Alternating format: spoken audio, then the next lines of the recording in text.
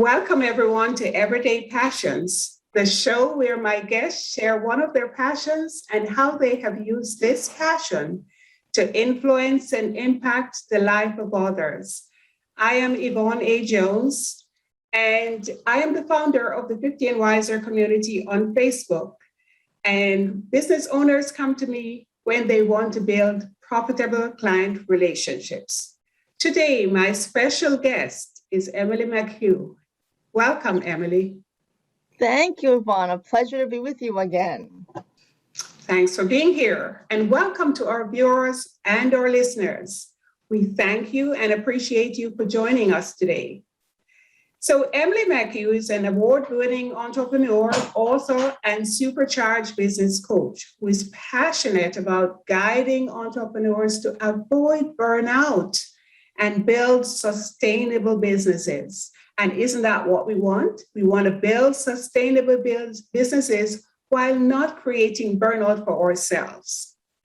So, Emily, our viewers and listeners, because there will be podcast listeners in the future, they're eager to hear what you have to share about your everyday passions. So, let me go ahead and get started. And so, the first question I have for you that we really want to know is, what is one of the things that you're truly passionate about in your business or your life? Well, Yvonne, that is a tough question because when you're passionate about many things, you have to narrow it down. But what I've come to find, it all ends up, even though it may be separate spokes on a wheel, it's still one wheel. So I'm very passionate about entrepreneurship in general. I'm passionate about fulfilling potential. So my big banner is fulfilling potential is my number one passion, and all the things underneath it, whether it include entrepreneurship, other things in your personal life, and so on. So that would be the banner of and what it takes to do that. Mm-hmm.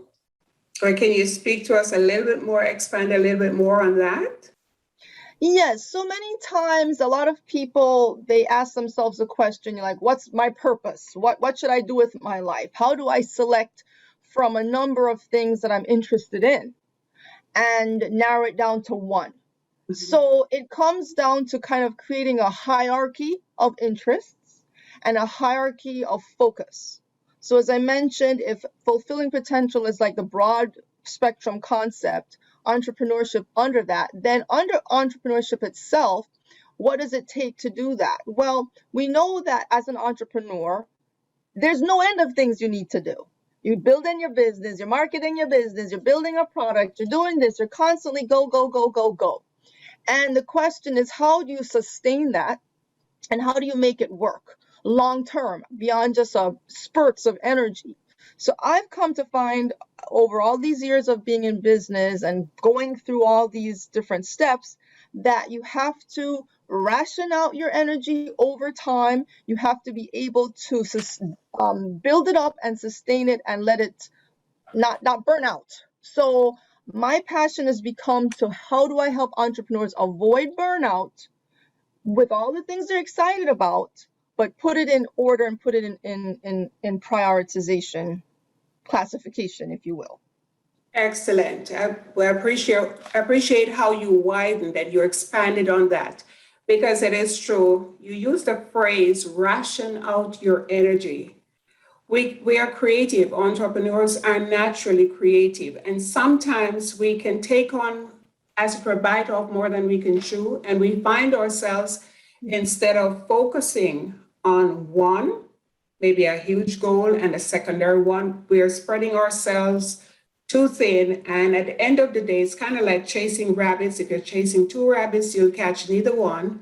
And so at the end of the day, we are exhausted, but we can't really identify something, any one thing that we have accomplished for that particular day. And this could go on and on and on. And I know at different times in my business, I have experienced that. But for you, Emily, that's such a wise concept. At what point in your business did you discover that this was a true passion of yours to help business owners avoid burnout and keeping their business sustainable? Well, it took me a while, Yvonne. It took me a good long time actually to come to that, to arrive at that point, that the bottom line is avoiding burnout. Because, so I will say a few years if I had to put it on a timeline. But I Mhm. realized that, again, based on my personal experience, you start things with a level of enthusiasm, and you will stay up all night and work on something, but it can only go on for so long. And so how do you then, um, again, prioritize the use of that time? So it boils down to the fact that you cannot do everything at once. You have to determine what you're saying no to today. The problem that entrepreneurs have is we can't say no. We don't want to say no to opportunity. And we feel like if we say no, we're going to be missing out. And the bottom line is there's certain things you do need to miss out on that you can't handle right now. And if you, like you said, if you chase all the rabbits, you don't get any of the opportunity. So you have to know what to say no to. That's probably the first step in this process, because when you know what to say no to, you're now knowing what to say yes to. And that makes it easier to prioritize. Like, this is my big yes. Like, I totally want to do this, yes. And this other little thing here is distracting me from my big yes. And that gives us more focus. And when you have more focus, you use less energy, and you're able to concentrate the energy that you do have on that thing that really will move everything forward, as opposed to a bunch of little things that doesn't move anything forward. That makes a lot of sense. Um, knowing sometimes we forget that no can be a full sentence. Indeed. And, Most definitely. a lot of that negativity towards the word no comes from our culture, our background, where, oh no, you can't say no to someone because you're going to offend them. But in the process, we have to come to recognize, and sometimes it takes a lot of effort, it takes a lot of work on ourselves to recognize that it's okay to say no to certain things and to certain people. Because in the process of saying yes to everything, you're not only are we creating burnout for ourselves, but at the same time, we are not going to be doing everything as efficiently as we could because we just Exactly. have a certain bandwidth. And if we try to exceed that on a day to day basis, we're only going to experience burnout. And And I you know like what? what Oh, no, sorry. Go ahead. Go ahead. you said. Thank you. You said when you know what to say no to, then you know when to say yes or what to say yes to. That's profound. And that's something as business owners, we really need to keep at the forefront of our minds. Yes, for sure, for sure. And with that being said, it's very reassuring, and I think it relieves some of that anxiety that many times, again, entrepreneurs experience, feeling that pressure to do all these things. And so when that actually takes more off your plate, so you have less to worry about. Mhm. And it is profound, because it's amazing how long it takes to get to that place. It took, as I said, it took me a very long time, because somehow I thought, no, I have to do it all. I have to do it all. It doesn't matter if I sleep, I have to do it all. And then you crash, Mhm. and then you can do nothing. So you have to make the choice, and you'll find it's very refreshing once you do.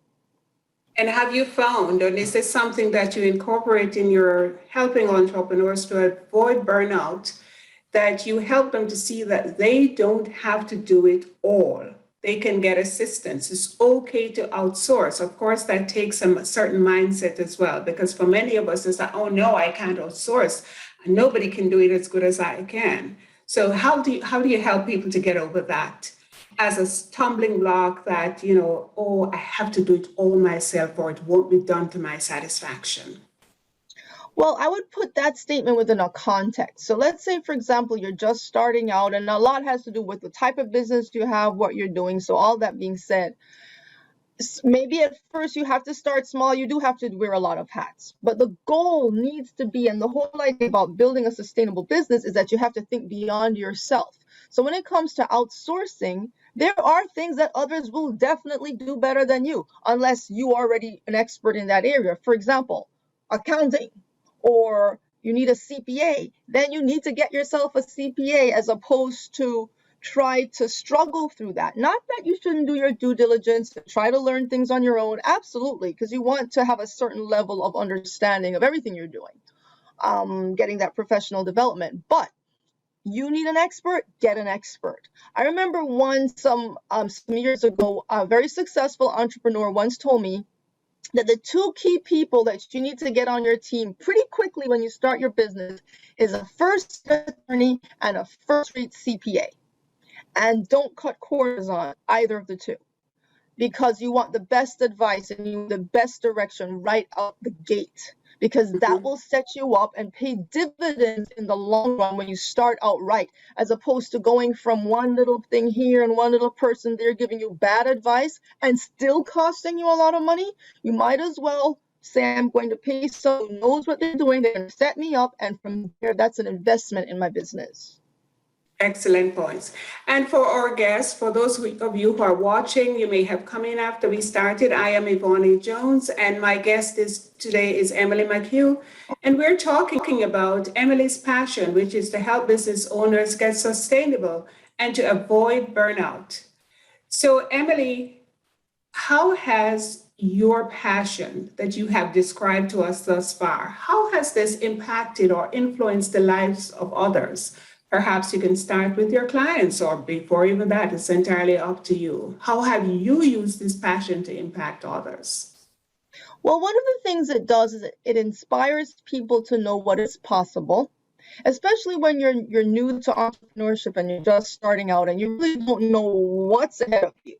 So this allows you to get a sense, a roadmap of what lays before you, and that other people have traveled down this road and you can do it too. And as long as you understand certain guideposts along the way, you too can maneuver take the journey, the entrepreneurial journey.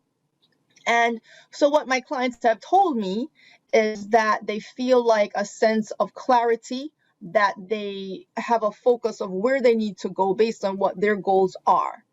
And what I tell people, the whole idea of avoiding burnout is you need to have fun. Okay, so if you're doing something tedious all day long, you're not going to want to do it. You're going to try to avoid it. You're going to resist it. So you have to build into the journey you're on places, times of days or of the day or of the week and so forth, where you do things that you enjoy. And that should happen every day. So I have a whole, as I call it, my supercharged routine when I get up and start the day doing things I enjoy right off the bat. And that gives me this energy to get into the other work and be more energized and motivated to really plow through it. And I do it faster because I've just finished doing things I enjoy doing. Makes a lot of sense. And I am with you there, because my belief is that if you're not having fun in your business, what's the point? Yeah. So yes, we definitely need to incorporate some fun into our business, because that's what's going to make our day go faster. And if we view it, if there's no fun, we're going to view it as a drudgery. So rather than inspiring us, being inspired to get up and face the day, and whatever challenges may come, we can face them enthusiastically, knowing that we're doing what we love anyway. Instead of that, we're going to be viewing it in a negative way. So yes, I'm with you there. We've got to take time to inject some fun in our business and do things that make us feel rewarded. I think a lot of times we don't celebrate ourselves as business owners. We do the work and we're very quick to applaud other people and their successes, but we often forget to just reach over and tap ourselves on the shoulder. What do you think about that? Oh, I'm right with you. I'm right with you, Yvonne. Absolute celebration all the way through. And give yourself credit for what you're doing. This is a major undertaking in everyone's life to make this decision to start any venture of any kind, or of any level or anything, just to kind of start something new. And so that takes a lot of effort, dedication, and commitment. And for that, you should be rewarded. Ideally monetarily at some point, for sure, but at least have some fun doing it, or do things that you enjoy and make you feel fulfilled. Absolutely.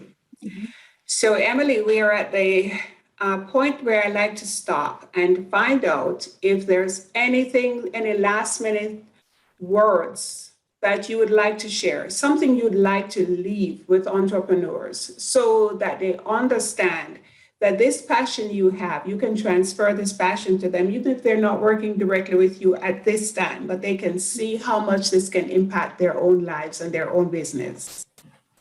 One thing I used to feel a lot when I first started my business was very guilty for when I did anything that was not directly associated with my business. Taking time off, doing something else. I would say, oh no, but I have this spreadsheet to finish. Oh no, I have that to file. And it would not allow me to stop.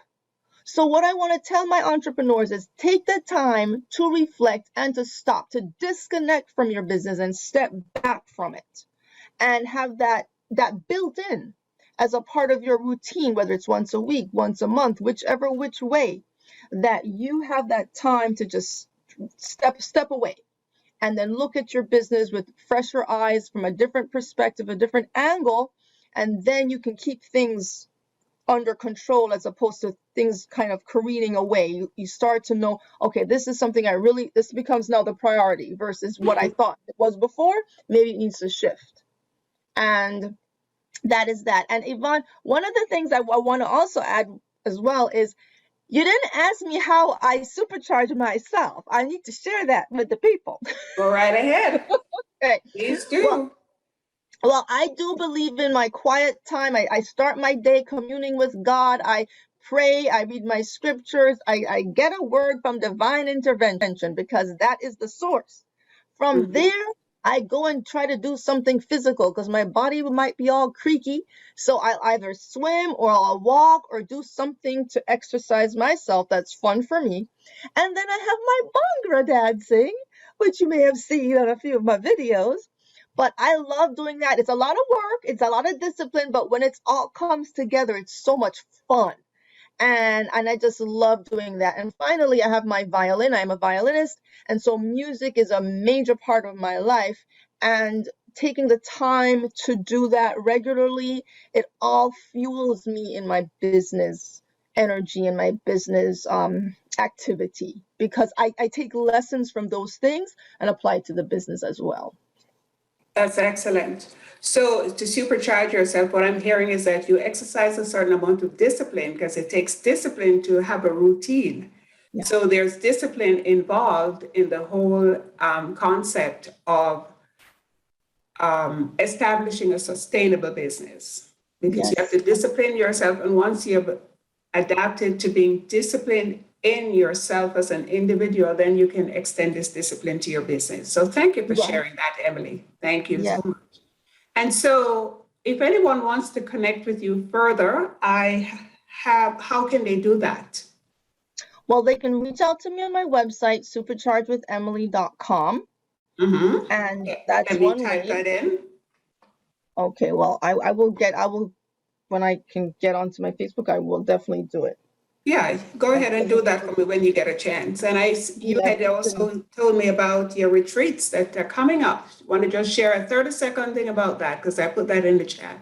Sure. So I'm starting next week, actually, August 26th here, 2021, my first mastermind group retreat. It's a hybrid between coaching and a retreat program. And it's exactly to create that space where people can step away and reflect and recharge and renew and refresh themselves. And many times we think of retreats, it's this big old thing you do once a year or some grandiose event. And I feel like we need to just create a space, whether it's virtual, that you can do the same thing and have the same benefit happen. So I invite people to visit my website, again, superchargewithemily.com/retreats, and you can learn more about it there. Wonderful. So I posted that. Emily, thank you so much for being here. You have shared quite a number of nuggets that I invite our listeners or viewers to go back and listen to or watch again, and have a pen and paper so you can take some notes. Every single one of us who is in business, we have challenges, but at the same time, we want to be able to avoid burnout and to maintain a sustainable business. And Emily has shared a number of points as to how you can achieve both of those so you have peace and joy in your life. And in her words, you supercharge your life and supercharge your business. Thank you, Emily. This is Yvonne A. Jones, Thank you for joining me, Emily, and thank you to our listeners and our viewers for watching and listening. Bye now. Thank you, Yvonne. It was a pleasure.